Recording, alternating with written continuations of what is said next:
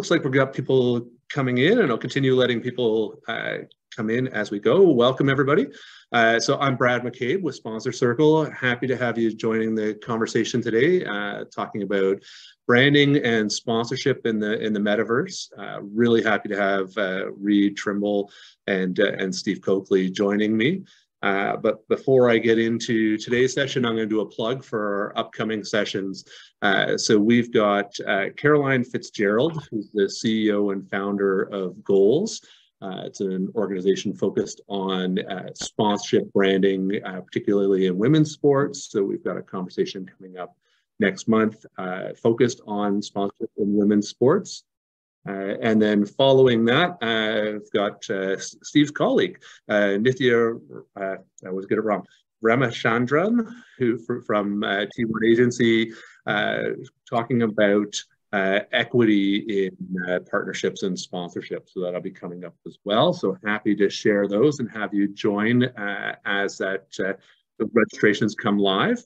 But for today's conversation, feel free to send any questions in through the chat as we're going, and we've got a good roster of questions people sent in advance. But we've got Steve Coakley, who's Global Partnerships at T1 Agency, and Reid Trimble, who's VP of Partnerships with Bad Moon Talent. And I won't take your theme. I'll pass it off to you to that's what you do. So why don't you start, Steve? Great. So yeah, I'm Steve Coakley. I'm VP of Global Partnerships at T1. We're a full stack sponsorship agency based in Toronto with a specific focus around partnerships, activations, and amplification. We also run the Sponsorship X event conference series, where we just had our last event in Montreal in November, where Web3 was a topic, and I was fortunate enough to discuss with a few far more talented people than I, but really looking forward to today's conversation. Reid, I'll pass it to you. Thanks, Steve. Yeah, so I'm Reid. I'm VP of Partnerships at Bad Moon Talent. We're an LA-based gaming and talent agency that really provide services to brands and agency that want to, bridge the gap between their brands and the gaming audience. We represent close to 70 exclusive influencers, content creators, and more. And on top of that, work with a very successful Fortnite creative group called Beyond Creative on building custom brand activations within Fortnite. We've also done some work in Roblox and Minecraft as well. So, my expertise is more on the gaming side of Web3. But definitely excited to chat and bounce some knowledge off of Stephen as well. Fantastic. Really happy to have the pair of you here, and I think we've got an interesting perspective. Just Steve, you coming from the agency side, and then Reid from the implementation, influencer, and gaming side. And I guess the big question that I'm always trying to get my head wrapped around. There's talk about Web3, there's talk about Metaverse. I guess, are the two interchangeable? What exactly constitutes the Metaverse? And I think Reid, we've talked about it before. People talk about esports as one homogeneous thing, like referring to all sports. And I don't know, is it in the same vein when people talk about the Metaverse? Yeah. Honestly, I think the metaverse has become one of the most overused words in marketing or whatever we want to call it these days. Shout out Mark Zuckerberg and his team over there. But in my definition, the metaverse is really just a network of virtual worlds or anything online that constitutes in a social environment. So, gaming is part of the metaverse. Like Fortnite, Roblox, those are all part of the metaverse. NFTs, Web3, those are all kind of part of the metaverse. It's such a broad term that, I don't like to throw it around that often, just because it can be confusing to pinpoint exactly what you're looking for when, you just hear the word metaverse. So the best way I kind of explain it to people is, and especially in my conversations, I don't even use the word metaverse because I use more in-game brand activations, but just an online virtual space that people can get together and socialize. That's the definition, in my opinion. Stephen, I don't know if you have a different one, but that's as broad as I can go. No, I think you're bang on. I mean, it's definitely one of the most overused terms, and it's kind of this catch-all. I was saying to Brad earlier, I saw there was an article, I think it was on Wired the other week, where they were saying, like, here's a mental exercise for us. So, like, picture a sentence with the phrase "the metaverse" in it, and then mentally replace the metaverse with cyberspace. Right? It's just a nebulous concept, right? The meaning doesn't really change all that much, but it's really because it doesn't refer to just one specific technology.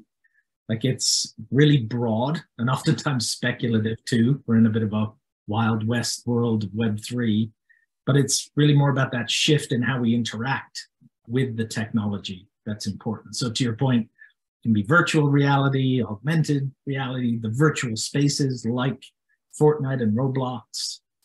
Meet all of those things together. One of those things, it's just such a mix. So it's definitely an interesting space, and that, the concept of interoperability, which I think we'll probably touch on a bit more today, that's going to be the real important piece of creating a true metaverse where you can move between each of those different realms, keeping whatever you have, your NFTs, your collectibles, your skins, whatever it may be. Like, only then will it be a true metaverse as a singularity. But right now it's just those individual worlds, which is fascinating, but very challenging too when you're in conversations with partners. And being so broad, how are you coaching clients that you have coming to you about where to start? Reed, do you want to take that one? Yeah. I mean, again, I want to preface that our agency and myself, we definitely did our stint in the NFT world where people were trying to market NFTs through influencers, which not sure was the smartest idea for either side, but we touched on that. We've dove a little bit into things like Decentraland and stuff, but really our expertise is anything gaming related or gaming adjacent. So when a brand or an agency or whoever is interested in chatting with me, it's more about how can we, implement our brand to, a game like Fortnite, Roblox, or Minecraft. And I think what I tell them is, first things first, understand the audience, right? Like, understand that, you're not going to be reaching people, younger than, I want to say, like 35 at the very, very high. So just understanding, that's that part of the metaverse. And then two, luckily we have a really great partner in Beyond Creative that do a lot of the legwork in terms of showing demos and all that sort of stuff. But providing them with examples, there's been probably close to 30 to 40 brands who have done a really good job of integrating into these sorts of games. So that's usually the biggest thing to show them, and then they can really use their imagination to run wild as to what they want to implement. But more so at just making sure that you answer all their questions, because a lot of them come to me and say, hey, we saw what, the NFL did with Fortnite, or we saw what Balenciaga did, or Gucci did with Roblox. Like, how can we get our brand into there? And it's not a simple, 1-2 step. It's okay, like what's the marketing activation? What's your messaging? All that sort of stuff. So really the best way to describe it, and the way I describe it, is it's like a digital, and T1 does a lot of like, or I don't know if you guys still do it, but on-site activations. So if you were to build like the perfect on-site activation in real life and transfer that to the virtual world, what would that look like? So really just understand the audience, understand what you're trying to build in the metaverse, or what you're trying to build as a brand activation, and then take them through the workflow of how that actually happens step by step so that they feel really comfortable with the process. Yeah, I mean, we definitely look at it as Metaverse is just another extension of that experiential layer. You know, Exactly. for us, from a sponsorship activation standpoint, a lot of our work is physical on site at festivals, at sporting events, you know, whatever that may be. But a lot of brands are talking about how do we extend that from, you know, an amplification perspective? How can we build those digital experiences? And we say the metaverse is one way that you can build that experiential layer in that digital environment. But really, you know, go back to your marketing basics, right? I mean, I was a marketing professor, Mark Ritson, who I love, and he always talks about beware the tactification of strategy. It's a brand activation at the end of the day. So it's a tactic. What strategy is that tactic serving? There's, you know, a lot, we as marketers tend to see a lot of the bright, shiny objects. You know, NFTs were that 2 years ago. They're still important and they serve a really important role within the ecosystem of Web3. But how is that serving your consumer, your business, your strategy? Get the fundamentals right, and then we can think about getting into metaverse if that is the right thing for your brand at that time, for your consumer and that audience. Yeah, and I'm thinking, just picking up off that, Steve, that, you know, does the thought process need to be the same as how you would approach an experiential engagement? Are you just looking for brand awareness in the space, and what would that look like? Or do you need to create an interactive element that would have the same kind of engagement thought process that you would have as a live festival booth? You know, are you walking people through the same mindsets? Yeah, we definitely are. I mean, it's almost a logical extension of the conversations we were having through the pandemic, right? Where you weren't able to be physically present or on site. So how are we building unique digital engagements? This is another extension of that. But again, it has to have that right purpose, that it's serving an overarching strategy. And it is a, you know, unique space, but you got to think about where you're playing. You know, Reed mentioned the Fortnite extensions. Roblox are big virtual arena places where brands are building those experiences. But is your target audience participating there? Right? A lot of brands are kind of tripping up on that because they build a fantastic experience. It looks great. You can promote the heck out of it. But then they find that the, you know, ROI or ROO from that activity isn't meeting the target because they didn't go through the marketing fundamentals up front to demonstrate why a metaverse brand activation makes the most sense for them at that particular point in time. I don't know, Reed, have you had those conversations? Yeah, no, I think that's a perfect way to look at it. And there's been some examples. You know, I think we'll go into some better ones later on, but one that, you know, I know that was a little bit crazy to see come to life, and similar to what you were saying, was really big and flashy and cool, was West Elm doing a partnership with Roblox. Mm-hmm. Like, the average Roblox user is a 10 to 12-year-old kid. What are they going to do? They're not going to be spending thousands of dollars on furniture. So, you know, yeah, it looked great. And, you know, all these cool West Elm pieces were in Roblox and you could, you know, create your own home and whatever. But, okay, you spend $250,000, 300, you know, $500,000 on this metaverse experience. And, you know, maybe you'll get some parents watching their kids play Roblox, but ultimately, like, at the end of the day, it's great for PR. But if that's what you're going for at the, you know, as a marketing team, I think you're going to go through your budget pretty quickly. So yeah, I think you actually nailed it so well with everyone sees the PR headlines, everyone sees the awards, and they say, okay, you know, we need to do this no matter what. When in reality, you know, they're going to look back on that a year from now and say, wow, we we had the lowest conversion rate out of any marketing campaign. We could have spent that money on Instagram ads and seen, 1,000, 2,000% ROI. So definitely the shiny object thing is something to take note of. Only work in the metaverse if it makes sense for your marketing plan. Mm-hmm. Yeah. Yeah, and I guess it probably depends on what element you're looking at. I mean, gaming has certainly been on the forefront of a lot of, in-game advertising and, Metaverse before it was called Metaverse. But then now seeing a lot of hybrid platforms, especially coming out of the pandemic for virtual conference or hybrid conference.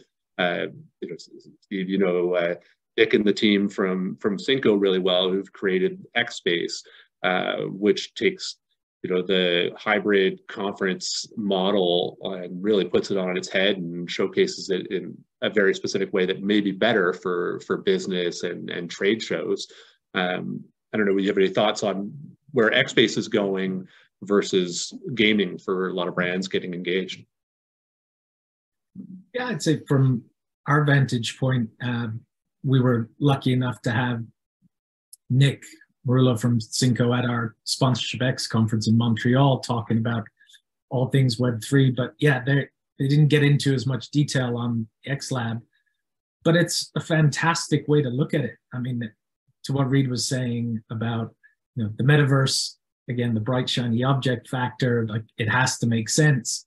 Nick actually goes deeper and says we should not even necessarily look at that, like look at the underpinning fundamentals of Web3 with things like blockchain and how that might actually help their business first and foremost, and then an extension of that, whether that be smart contracts, for example. How do you take that further and then build into metaverse, NFTs, and so on? Like we tend to, the risk is it becomes very superficial when you're dabbling in spaces like web.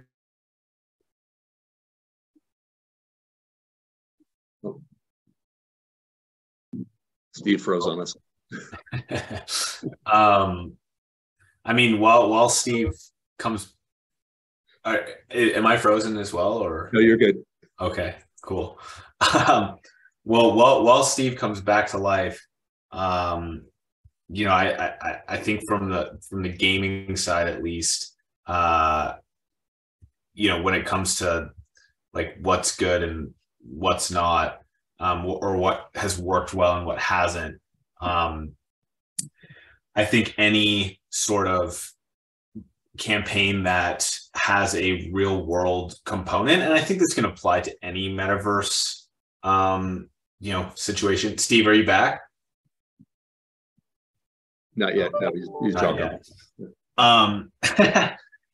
But anything that kind of applies the digital activation to the real world is really cool. So Chipotle did a activation last year in Roblox where they built a virtual restaurant, and then players could visit the virtual restaurant, order their order in Roblox, and receive a voucher or a QR code that they could then go and take to a real Chipotle and actually order that in real life. So I think it had, some absurd numbers like 500,000 or close to 1 million plays / orders in their first week of launch. So that's an example of activating the digital audience to convert ultimately sales in real life or actual visits to a restaurant. So I thought that was really cool. And then another good one that people should check out is Hellmann's, the mayonnaise brand, did a activation in a game called Animal Crossing, where people can create their own little virtual islands, and part of the virtual island has a farming component. And ultimately, there is a fruit / produce market that players can interact with. And there was a certain vegetable, a turnip, that would spoil really quickly. So players would get frustrated that their turnips were spoiling and they had nowhere to kind of give them. So Hellman's came up with a solution, or the team at Hellman's came up with a solution that if you had expired turnips, you could donate them in a specific area of the game. And by donating them, Hellman's would then donate, I think it was $1 or $2 to a charity to fight hunger. So people were, using their turnips to basically feed world hunger. So that's a direct relationship of like a digital action resulting in a real world event or real world consequences. So I encourage anyone who talks to us or to our creative team that, sure, it's great to build this amazing digital world and have people engage with it. But if there's no call to action, if there's no go check out our website or go check out our new product that we've just launched, or, visit us in store or do anything, there's not going to be as close of an emotional attachment to that brand. So it might just end up being a flash in the pan. So definitely any activation within the metaverse, beyond just gaming that can connect people, not just virtually, but also then in real life, is something that I think has been successful and more people should be looking into for this year. We might have gotten Steve back. There we go. But I guess, are there ways to start small? I mean, getting into an existing game definitely has its own framework that you have to abide by and see if the audience works. COVID has certainly brought the QR code back. Is that a good starting point for people to start creating some virtual engagement? Yeah, I think you don't have to create your own world. There's plenty of worlds out there that you can integrate into. Decentraland is actually a good example of that, where they were selling parts of their world to brands to integrate into. So I think Adidas, Champ Sports, and a couple of other apparel brands have made purchases within Decentraland. Stephen, you can chime in on what a cheap-ish entry point is, but yeah, on Roblox and Minecraft, like there's worlds that influencers, creators have already built, right? So a really good example of that is one Minecraft YouTuber spent 2 years recreating the whole Harry Potter universe within the game, right? So that already exists. And if you're a brand that says, oh, maybe, I want to align myself with that audience, instead of going out and creating a whole new world, why not integrate your, a back to school brand, like a Old Navy or something like that, creating a custom line of, wizard robes or wizard sort of things within an existing universe that already is there, right? So you don't have to go big and bold right off the bat. You can test the waters with already existing digital experiences, digital metaverses, by just product integrations rather than a giant full-scale new world. Yeah, I agree. That one, I think that point about being authentic and credible in the space, it's true with any activation really, but particularly there, if it doesn't feel natural or complementary or value adding to the users, particularly in those virtual environments, it's only going to impact negatively for your brand anyway. The cost of building your own land, if you will, it can be cost prohibitive for sure. That's why so many of the larger brands are the ones that are doing that. But I love that example that Reed gave of partnering with existing influencers, players in the space to integrate your product or service where it makes sense to do so, because that can be very cost effective for one, especially if you're dipping your toe in the metaverse world, credibility with that user base that you're targeting, and really speaking to the culture of that gaming experience, which is really important for those users and those consumers in the space. I guess you really get into the one big thing is authenticity. So my take on it must be that you've got to know the audience of where you're playing in. At Roblox being a great example, that's 10 to 12-year-olds and tangentially parents. So it makes sense that Vans has created their own world where you can go in. You've got a skateboarding experience and that. But how hard is it for other brands to come in and feel like they fit? And I think, Reid, you probably definitely had a lot of people who've tried to get into some space that may not be the perfect fit. And how do you coach them? Funny enough, this is actually really good timing. We were approached by a military contractor who, I can't say who, but they basically build bombers. And they said, hey, we'd love to get our things in Fortnite or in Roblox and we kind of had to tell them, take a step back here. Yeah, it's cool to put your recreate a plane within a game, but A, is the publisher going to be interested in this? Probably not. And B, you understand the audiences that you're targeting are very young children, so probably not the people that are going to be purchasing bombers. So I think it's working backwards with them and really asking, okay, what you have this marketing budget, like ultimately what's your KPI before we even get into metaverse stuff? Like, what are you trying to accomplish? Are you trying to drive user downloads? Do you have a new product that's coming out that you want people to buy?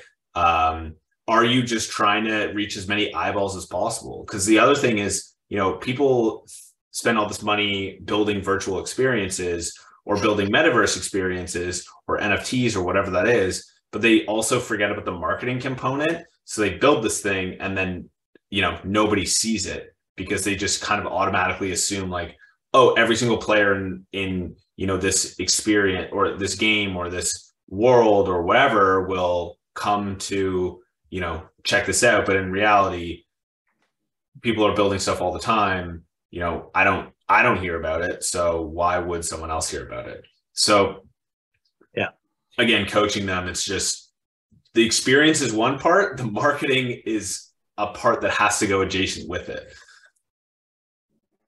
Yeah, for sure. It's that kind of the field of dreams metaphor, right? It's not the case. If you build it, they will come. There's so many different worlds out there within each of those platforms. So why would someone even bother to go in if they already have, it doesn't happen that way. It has to be kind of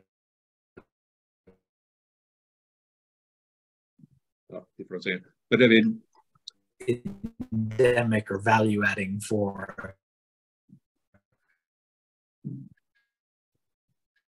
But how are you? I mean, is there a roadmap for driving interaction, driving the marketing piece, or is it the same as any other marketing element that you've just got to work out the full plan to engage with those experiences specifically?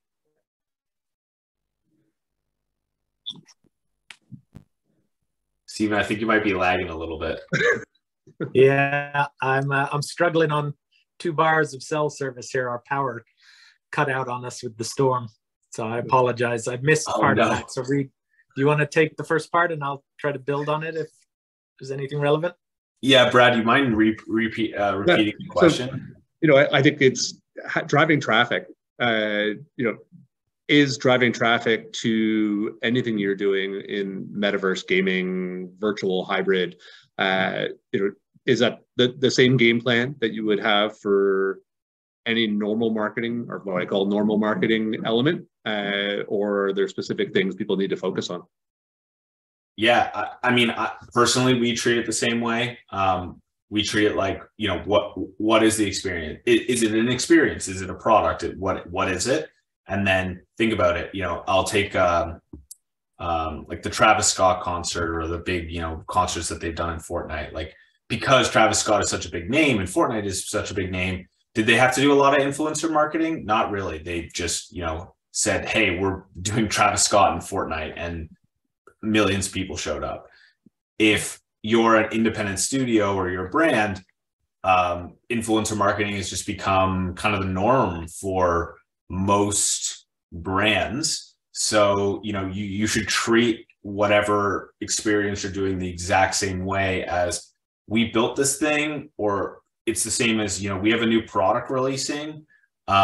Essentially, you could attribute that metaverse as a product. You are sending this out into the world, and the only way people are going to see it is if you run marketing behind it. Now, that can be varied on your marketing strategy, but we've seen we've done campaigns on TikTok, Instagram, YouTube, like all the social media. And then we've even seen more of like a paid approach too. So, if you're running a campaign that maybe has a contest within it where you're trying to get as many eyeballs and as many people playing that game as possible, it's easy to run like, paid media ads to say, hey, win your dream gaming setup, or win a trip for 2 to Mexico or something by completing this experience in, the top 10 or whatever that is. We've done that stuff before. So I would treat it the same way as you're marketing,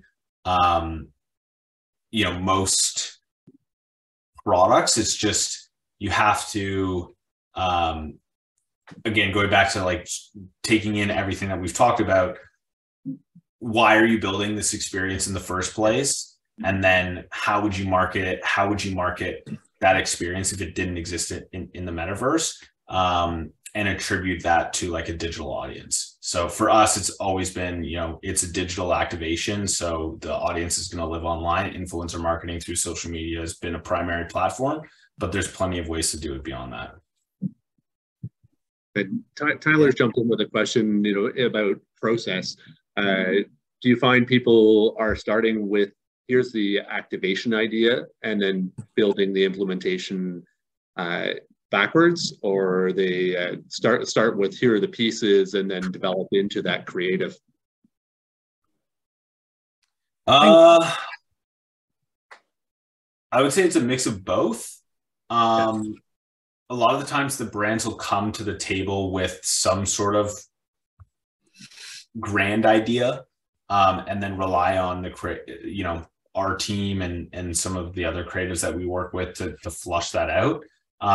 I would say that's much more common than the implementation, because again, they don't really know. They know that they can build something, but they're like, okay, once we've built it, how do we market it? So we've had a lot more of those conversations about a marketing plan to go along with a metaverse experience.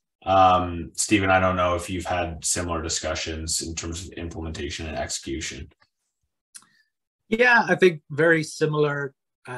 Some client conversations have been around the notion that they're intrigued and would like to explore what a metaverse activation might look like for them. But equally, we then sit down and we go through the strategy. This objective is this in service of.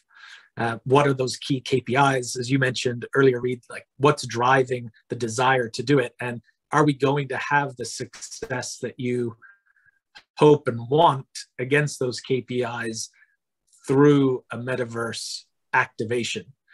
Given the audience sizes that are there, the uncertainty of those consumers engaging with your experience on those platforms, it's still very, untested in that way. So we make sure that we do the due diligence up front before we progress into any sort of built experience there. Treating it, as you said, like any influencer type strategy, I think makes a lot of sense too, depending on how you're making your way into the metaverse. As we said before, those big builds are really expensive. There's other more targeted ways that you can do it. But again, we want to make sure that everything is driven through the strategy before we get to those specific tactics.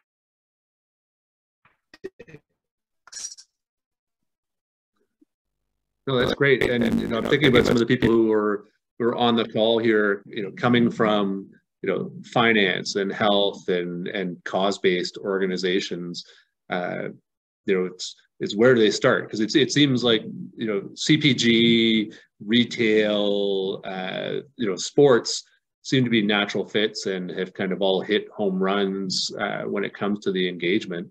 But if you're coming from sort of these, I don't know, for lack of a better term, maybe outsider organizations, how do they come in, feel authentic, or is this just, as you were saying earlier, Steve, just a shiny ball and maybe it needs to be thought through differently? Yeah, I think from our perspective, there is a lot of that to start with. Having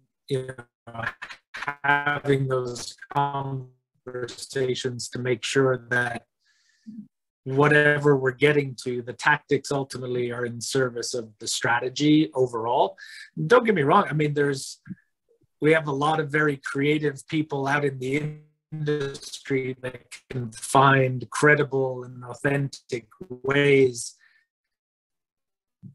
to integrate most brands into an experience if we choose to. And finance is no exception. There are products that are relevant to certain folks, certain target audience demographics specifically. That could make sense from a product perspective. Using it as an extension of corporate social responsibility strategy as well, if targeting youth audiences within a fortnight of Roblox could make a lot of sense. Pretty much every age group demo going, youth included, can be done sensitively. And I sound like we're saying don't do Metaverse, is do the due diligence first, is in service of your strategy before you go and invest a single dollar in it. And Reed, if you've got a different take.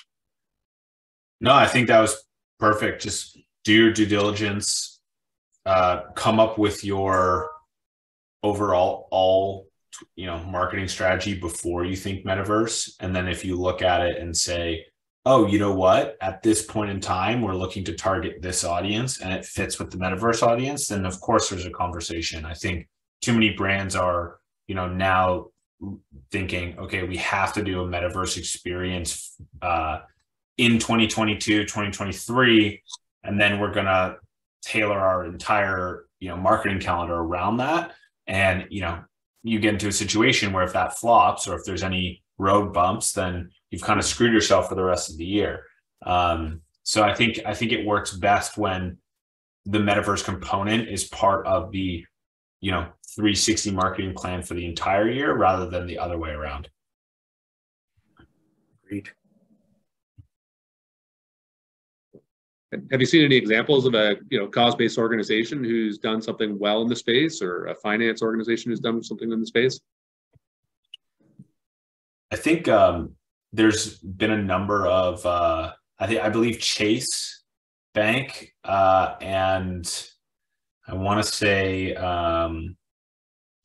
almost State Farm. I know there's been some insurance companies that have done stuff or done stuff on Roblox and explored stuff on Fortnite, mostly around education. So educating a younger audience on financial literacy and just, what it takes to start a bank account and start saving money. And I think that's an authentic way that they can resonate with audiences. You don't, unfortunately, at least I didn't learn how to really do those things in school, especially high school, right? And I wish I did, but ultimately it's not like I got a saving money or opening a bank account 101 at my high school.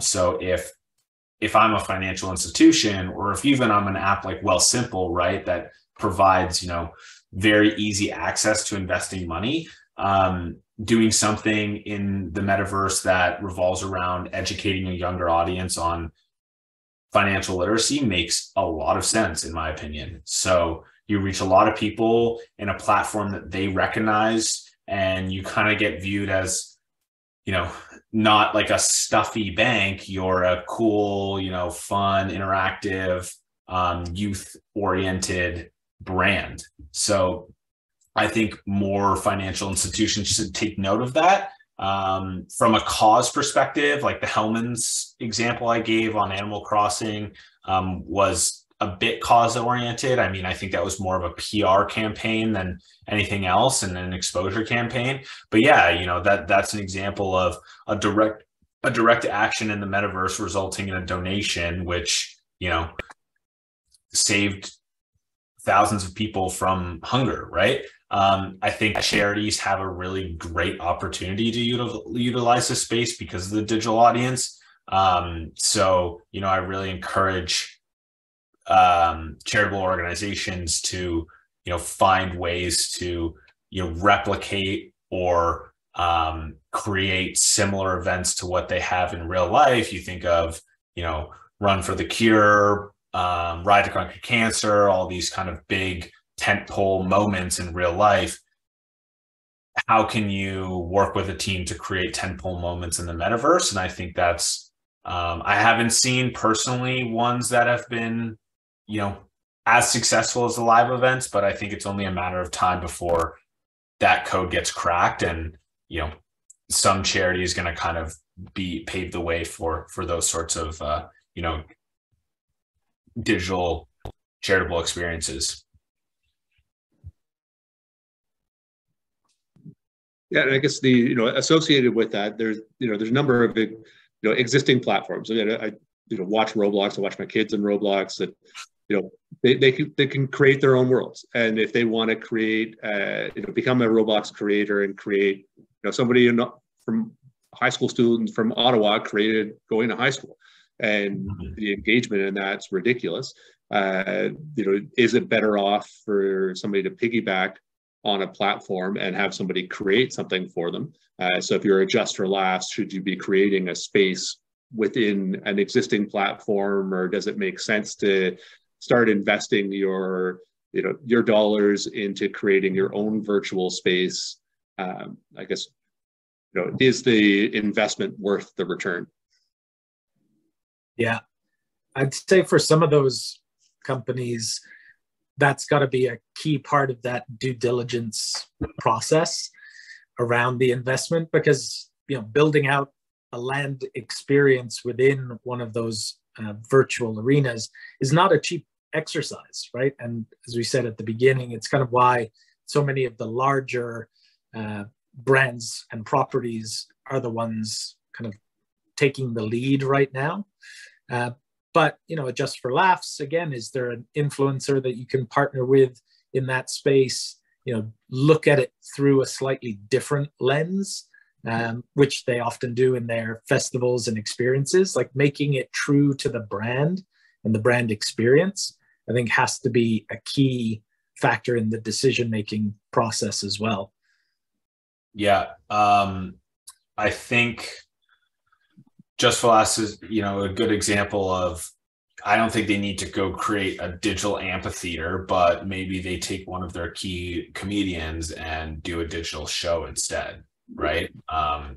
There's no need for them to spend the money to create that, unless, their strategy is, hey, we're making an enormous push into digital, and, we're going to be putting on weekly, monthly events in this amphitheater. I think something that a lot of people forget is, and I still see it to this day, and something that we encourage is, ultimately you're purchasing a digital asset here. So you're going out and you're purchasing, a concert theater or a obstacle course or whatever that is. So you should, if you're willing to invest the money to build out these experiences, use them more than once. Like, let's say you're doing something for Super Bowl, right? Campbell's Chunky just came out with a big replica of their soup can as a Super Bowl stadium. If I'm Campbell's Chunky, great. We're doing it for the Super Bowl. Amazing. I'm also going to be utilizing that for summer, when the NFL draft comes, or start of the season next year, maybe the Pro Bowl game, any sort of tentpole moment that has to deal with NFL or football. I'm repurposing that digital asset to, use again, right? It's like a concert venue. Why would you build, or a sport arena? Like, Scotiabank Theater doesn't just house the Leafs and the Raptors. It does shows, it does, concerts, it does everything else. So if I'm a brand, I'm spending that sort of money, I want to make sure that I have a universe or a world or whatever that is that I can use multiple times, as opposed to just, leaving it like an Olympic Village and, to dust basically after the event is over. Yeah. I think that notion of that utility is such a big play in Metaverse and digital collectibles right now. Is how can you extend, if that's maybe where your brand plays, or vice versa. Having, we were talking with a company called ESAT in the esports space, and they're looking at using licensed imagery and placing within the pixels little Easter eggs that get into a metaverse experience that can then take you to a custom concert in Decentraland somewhere. Like that utility, that notion of ownership and the value that brings to you as a user, that extends from the environment that you're currently in, is going to be huge from future development of experiences in this space, that it's beyond just the brand activation. It's almost, what does that unlock then for consumers that can keep them engaged on their consumer journey with you as a brand? And I guess, is there a start small strategy for somebody who's trying to, dip their toe in the waters and see whether or not it's a fit for their brand? I think, Reed, maybe from a gaming standpoint, that's the most endemic experience. Yeah. How do you approach that? I mean, I think we've said it a couple times, just, maybe partnering with a metaverse influencer first. An example is, we have an influencer on our roster who builds brand replicas in Minecraft. So we did something with KFC, for example, where he built the KFC bucket chicken meal, and then used the source code to distribute so other Minecraft players could build it. We've done actually a lot of stuff in CPG, Feastables, the Mr. Beast brand bar, Burger King, and a couple other ones. So that's an example of a very minimal spend in terms of a full metaverse thing, just to test the waters on how it works with an audience. He's one example, but there's a ton of people out there that are all these gaming metaverse adjacent influencers. So that would, in my opinion, would probably be the cheapest way / the most effective, authentic way to get into it. I don't think it's a space where you can be really cheap and get into it. I think if you're going to commit to it, be prepared to spend some money. But influencers that work within the metaverse are probably the easiest and cheapest way to kind of get your hand in put your foot through the door. Yeah, I'd agree. I mean, that by its nature and design right now, it's not a cheap area to find your way, get your foot in the door if you're going for impact. I love those examples of partnering with influencers or existing players in the space. if that does indeed make sense, because then you get a true sense for the KPI factor, right? So how many people are engaging? I think one of those questions early on around, what does ROI look like? Are there in-game purchases that could tie to your product? You talked about the QR codes earlier, the downloads, the dwell time, like those are important stats, but how does that tie back to your broader business objectives? If that's brand awareness, whatever that may be, like those are the key fundamentals, to be honest. Mm-hmm. Yeah, and you also think about it from the fan perspective. The Toronto Blue Jays or Toronto Raptors, perfect example. They based in Toronto, but are both considered Canada's team. And the idea that somebody from Edmonton is ever going to come and sit in Rogers Stadium and watch a Jays game may never happen. But they're still a diehard fan. So using the metaverse would seem like it would be a perfect example to create that engagement for somebody who is there, but will never get that experience of being in the stadium. And I know you do a lot of kind of cross-country stuff through T1, Steve. Have you got people who are, looking at how they create that extended engagement? I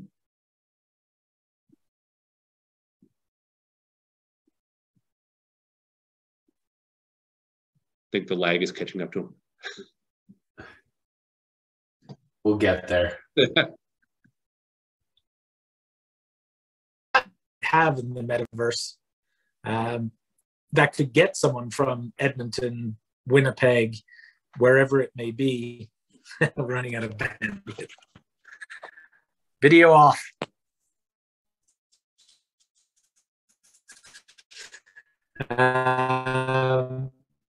Hopefully that helps. But you can get them into that experience and then bring them to the venue, like make those truly lifetime memorable experiences for them that they gain access to through the metaverse. Is generally, extends their experience from just enjoying the game and the gamification aspect, but then there's intrinsic rewards as well that can bring the fan into the relationship with your property at an even deeper level.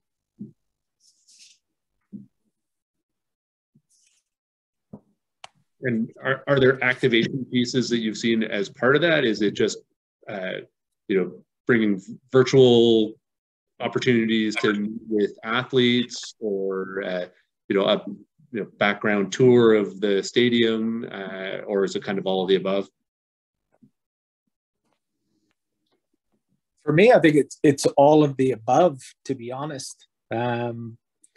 You've got brands like Pepsi and Frito-Lay's. They had a great World Cup competition where they could gain experiences at their local market level, where they have rights to certain properties. That was a really interesting way in. I know Visa was looking at their on-site NFTs that they built at the World Cup as another example, as ways to do instant rewards for those that were on site, whether that was things like seat upgrades, free merchandise that ties back to those purchase situations.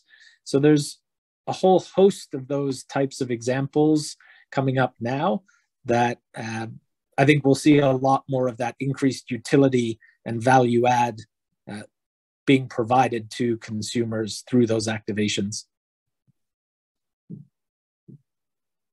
And is there a big data play in this, like in what people can capture for further conversation, or do you find they're closed systems? Reid, do you want to take that one? Yeah, I think there's a big data play in any marketing campaign that you do. I kind of go back to the QR example. We kind of encourage people to have some sort of call to action where there's a landing page or there's a QR code or something where the brain can gather data on how well that digital experience is resonated with the audience. I think there's like a specific metric that, you know, you can implement where the translation of that digital experience into real life action is a unique KPI, really determines the success of that in a lot of cases. But, you know, we don't really work with a lot of companies that are using the metaverse as a way to kind of own the data, if that makes sense. So, you know, repurpose that data and sell it. It's more of, you know, using it as a way to gather data around audiences and how the metaverse audience is reacting to their brand or their campaign. Yeah, I'd agree with that one. I mean, we do have the conversations around the benefits of first-party data, and those could come. It's just such a still somewhat unproven arena that, you know, more traditional KPIs, as we talked about, you know, viewability, those in-game purchases, you know, dwell time in experiences, like those might be more beneficial now. And then when you see the size of the audience that you're engaging with, you know, certainly you'll be gathering first-party data, whether that's of a size that's going to be scalable enough for you yet. But if you're going to continue to engage and develop in the space, you know, a first-party data strategy as part of this should be something that's considered for sure. Great. I'm just looking at the time and any kind of closing thoughts from both your ends about engaging in the metaverse. I don't know whether we scared people off or got them excited. Well, hopefully we scared people from making stupid decisions. Yes. But I think like if you're interested in the metaverse, the best thing to do, and not to toot, you know, our own horns, but just talk to someone. Like literally it's, you know, I would rather sit in a call with someone for 45 minutes and they ask me, you know, what is Fortnite, than see someone or what is Roblox, than see someone like West Elm go balls to the wall, spend $500,000 and flop in terms of their, you know, objectives, right? So talk to someone. There's plenty of agencies out there that, you know, are doing great work in the space. Yeah, I think it's a really interesting space, but your brand or your team has to have a digital first marketing campaign and a digital first mindset, or else you're going to run into a situation where you're just doing it because you're doing it and not see a lot of success. So all in all, it's an awesome space to play in. There's a lot of really great, you know, ways to integrate, and a lot of really great ways to have successful ROIs, but have a digital first mindset. And if you do, talk to someone who's building these things before, you know, coming up with the master idea or the master plan. Yeah, I think that's fantastic advice, to be honest. I mean, I just build on that and say, going back to one of the things I said earlier, you know, beware the tactification of strategy.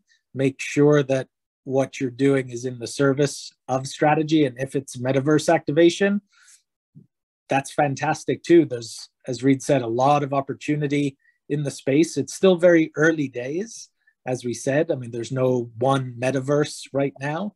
So having that kind of test and learn mindset, I think, is really important going into this, not looking for it to, you know, be the first mover that's going to do such great lifting like Drive to Survive for F1, Netflix, that everyone's getting behind now, right? It's some of that first mover advantage shine has worn off, and the other players in the space might not be getting what they think they will at the end of the day. So that Me Tooism, I think, is something to be wary of. But to Reed's point, talk to someone. Like, Reed's awesome in this space. T1 is fantastic, but, you know, we've referenced Cinco. There's a whole bunch of other agencies that are doing great work. we love to have the conversations. We're excited about the space. That's the big thing. Like, we see great opportunity, but we want to make sure that we're helping our clients approach it in the right way. Perfect. Well, thank you both for all of the insights. I mean, it's such a big topic, and just trying to grasp where to start, what does it look like, and sometimes I think it's coaching other people you're working with to not create that knee-jerk reaction that we need to be in here because we need to be in here. This has been really, really helpful for everyone. The session's been recorded. It'll be posted up to our website alongside all of our other virtual coffee chats, so you can share it around or have a listen again. And I'll be sending out a note with Reed and Steve's contact information so that you can follow up if you'd like to have those conversations about where to start. And as well, I'm going to just replug the upcoming sessions, the one with Caroline Fitzgerald on sponsorship in women's sport coming up next month, and then with Nithya in April, talking about equity in sponsorship and partnerships. So happy to have you join that, and really glad you could sit in with us today. And again, Reed and Steve, thank you for your time. Yeah, appreciate it. Thanks, Brad. Appreciate it. And yeah, feel free to reach out to both of us. We're very friendly people, so we won't bite, I swear. Definitely. All right. Thanks, everyone. Have a good day. Thanks, everybody. Take care.